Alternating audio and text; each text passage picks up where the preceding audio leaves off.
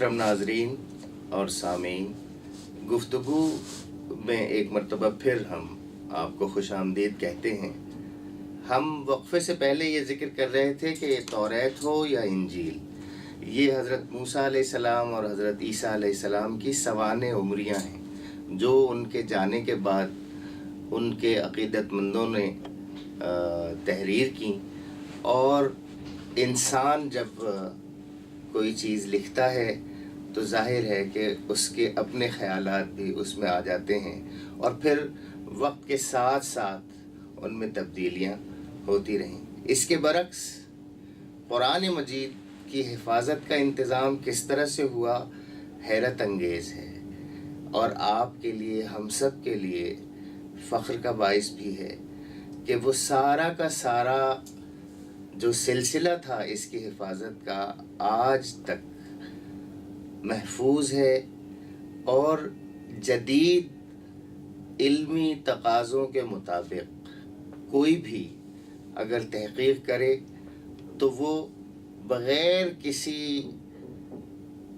Break के वहाँ तक पहुँच सकता है हज़रत मोहम्मद मुस्तफ़ा सल्लल्लाहु अलैहि वसल्लम तक। आइए देखें कि किस तरह से हुज़ूर सल्लल्लाहु अलैहि वसल्लम ने इस काम को महफूज बनाया।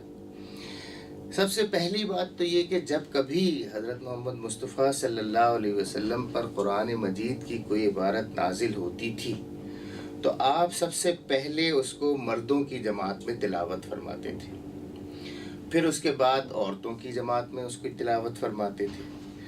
और लिखवाना और हिफ्ज़ करना ये बिल्कुल इब्तिदाई ज़माने में शुरू हो गया था। आपको मालूम है कि नमाज पहले दिन से, जब पहली वही हज़रत जिब्रील लेकर आते हैं हुज़ूर सल्लल्लाहु अलैहि वसल्लम के पास, तो आपको उसी में वज़ू का तरीक़ा और नमाज का तरीक़ा सिखाते हैं और इसके बाद नमाज आगे बढ़ती चली जाती है।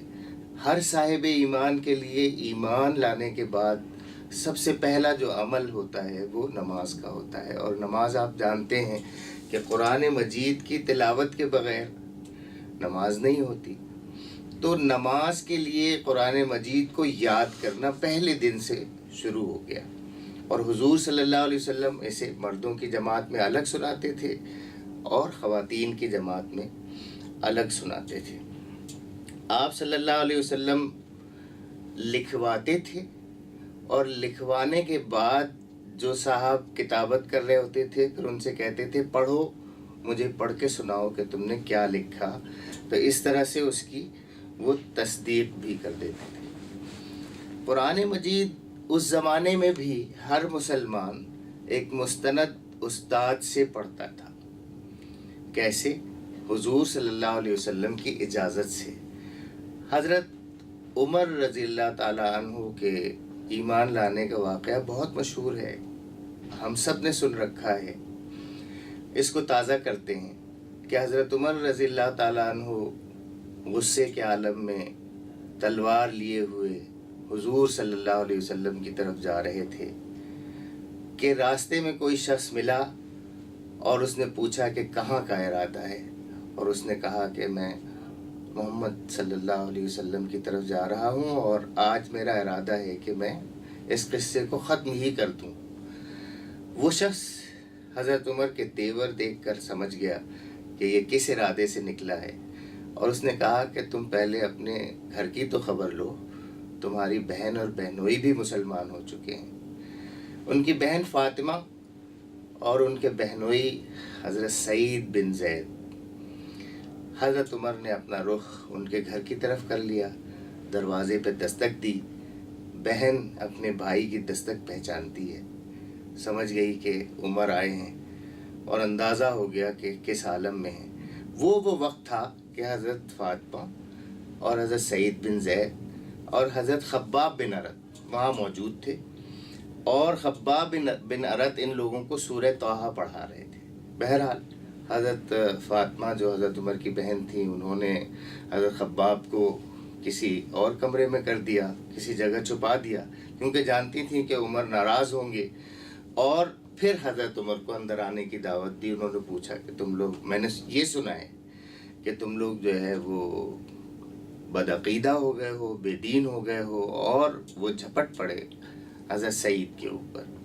اور پھر آپ کو معلوم ہے کہ کس طرح سے ان کی بہن نے حضرت عمر کو روکنے کی کوشش کی، اور اس دوران میں ان کی بہن کو بھی چوٹ لگی اور خون نکل آیا، اور بھائی نے جب اپنی بہن کا خون دیکھا تو ظاہر ہے وہ ٹھنڈا ہو گیا، اور انہوں نے پوچھا کہ تم لوگ کیا پڑھ رہے تھے، مجھے بتاؤ تم لوگ کیا پڑھ رہے تھے، آوازیں سن لی تھیں۔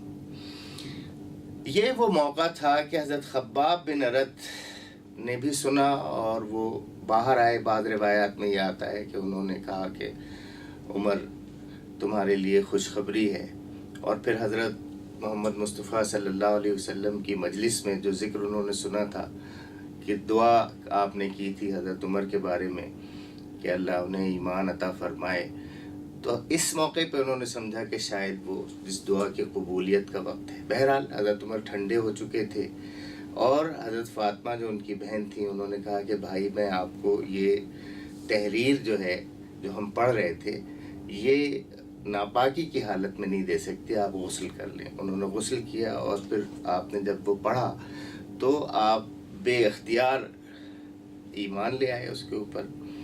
یہ سورہ طٰہٰ تھی۔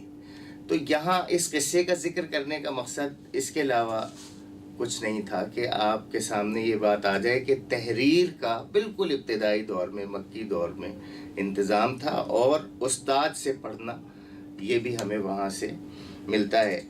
مستند استاد وہاں سے آج تک وہ سلسلہ قائم ہے۔ ہر اس شخص سے جس نے حفظ کیا ہے آپ پوچھیں گے وہ اپنا استاد بتائے گا کہ میں نے اس استاد سے پڑھا ہے، اس سے پوچھیں گے وہ اپنا استاد بتائے گا، وہ اس کا اپنا استاد۔ تو یہ سلسلہ 1400 سال تک پہنچتا ہے۔ یہ اتنا زبردست انتظام ہے اس کی حفاظت کا کہ اس سے کوئی انکار نہیں کر سکتا۔ پھر مکہ مکرمہ سے جب حضور صلی اللہ علیہ وسلم مجبور ہو کر وہاں گئے ہیں مدینہ طیبہ، اور وہاں جا کے آپ نے مسجد بنائی ہے، اور پھر اس کے بعد قرآن بڑھتا گیا، تو اس بات کی ضرورت تھی کہ جو لوگ قرآن مجید کو جنہوں نے محفوظ کر رکھا ہے اپنے پاس، اس کی ہر سال جو ہے وہ نظر ثانی اس پہ ہوتی رہے کہ ہر آدمی کے پاس جو تحریر ہے وہ درست ہے یا اس میں کوئی کمی ہے۔ تو آپ صلی اللہ علیہ وسلم رمضان میں لوگوں کو طلب کرتے تھے مسجد میں، اور آپ صلی اللہ علیہ وسلم قرآن سناتے تھے، اور لوگ اپنے پاس جو کچھ نسخے تھے یا جو انہوں نے یاد کر رکھا ہوتا تھا اس پہ کریکشن کر لیتے تھے۔ کوئی کریکشن کا کوئی اس طرح کا واقعہ ہمارے سامنے نہیں آتا کہ ہوتی تھی، کیونکہ لوگوں کو لکھا ہی ہوا درست ہوتا تھا اور یاد ہی درست ہوتا تھا۔ پھر جبریل علیہ السلام آتے تھے اور وہ خود اس کو سنتے تھے حضور صلی اللہ علیہ وسلم سے۔ اس مجلس کو عرضہ کہا جاتا ہے، اور آخری سال حضور صلی اللہ علیہ وسلم نے 2 مرتبہ قرآن مجید کو دہرایا۔ حضرت جبریل نے سنا، صحابہ نے سنا، اور اس طرح سے قرآن مجید ہم تک محفوظ حالت میں موجود ہے۔ جہاں ہم اس بات پر فخر کر سکتے ہیں کہ قرآن مجید ہمارے پاس محفوظ حالت میں موجود ہے، وہیں ایک بہت بڑا سوالیہ نشان ہے کہ کیا قرآن مجید پر ہم عمل بھی اس طرح سے کر رہے ہیں جیسے کہ اس پر عمل کرنا چاہیے۔ یہ پہلو ہم جتنا اس پہ غور کریں ہمارے لیے دکھ اور تکلیف کا باعث ہے کہ اس کا جواب ہم ہاں میں نہیں دے سکتے۔ میری اس بات کا کہ آپ بھی تائید کریں گے کہ ہم اس کا جواب نہ اپنی انفرادی زندگی میں کہہ سکتے ہیں، نہ اپنی اجتماعی زندگی میں کہہ سکتے ہیں، نہ اپنی معاشرتی زندگی میں کہہ سکتے ہیں، نہ اپنی سیاسی زندگی میں کہہ سکتے ہیں، نہ اپنی معاشی زندگی میں کہہ سکتے ہیں۔ کسی پہلو سے اپنی زندگی کو لے لیں، یہ قرآن ہمارے پاس محفوظ حالت میں موجود ہے، لیکن عملی طور پر یہ ہماری زندگی کا رہنما نہیں ہے۔ ہم جو پروگرام اس ماہ میں کریں گے اس میں بنیادی طور پر کوشش یہی ہوگی کہ ہم یہ جانیں کہ ہم اپنی عملی زندگی میں انفرادی ہو یا اجتماعی کس طرح سے اس قرآن کو لا سکتے ہیں، اور قرآن مجید وہ کیا نظام فکر و عمل دیتا ہے جو انسان کو فرد کی حیثیت میں بھی سکون دیتا ہے اور معاشرے کی حیثیت میں بھی سکون دیتا ہے۔